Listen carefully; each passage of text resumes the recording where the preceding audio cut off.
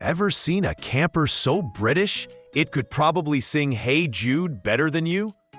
Well, this one actually crossed the ocean just to prove it. Ladies and gentlemen, you ever notice how some campers look like they're ready for a weekend in the mountains, and others look like they're ready for a cameo in a Beatles movie? That's this 1969 Bedford CA Dormobile. When I first saw it, I thought, man, if this thing could talk, it'd have a Liverpool accent and ask me if I wanted tea before we hit the road.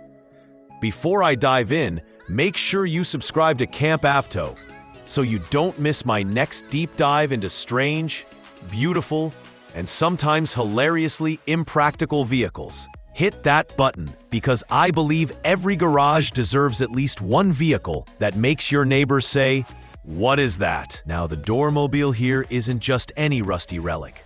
This bad boy was refurbished in the UK before crossing the pond to the US in 2020.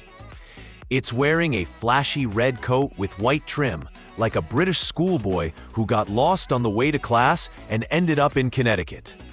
Under the hood, you've got a 1.5-liter inline-4, about 92 cubic inches for the American crowd, paired with a 3-speed manual. The motor's been overboard, rebuilt with a new camshaft, fresh valves, an electric fuel pump, a custom battery box, and even a radiator made to factory specs. I think that's the automotive version of a spa day. It's got a pop-up fiberglass roof with glass panels and candy-striped sides, a roof rack for your surfboard or that one folding chair you overpaid for, and sliding side doors for maximum Eurovan cool points. The inside? Oh, I like the orange vinyl seats with cream inserts the most. They scream late 60s optimism, like they were designed before anyone thought shag carpeting was a bad idea. There's also a kitchenette with a stove and sink, a composting toilet, perfect for when the rest stop is just 2 more exits, and fold-down seats that transform the space into a cozy sleeping area. Let's talk wheels. White painted steel, chrome hubcaps, wrapped in Vitor V2000 white walls.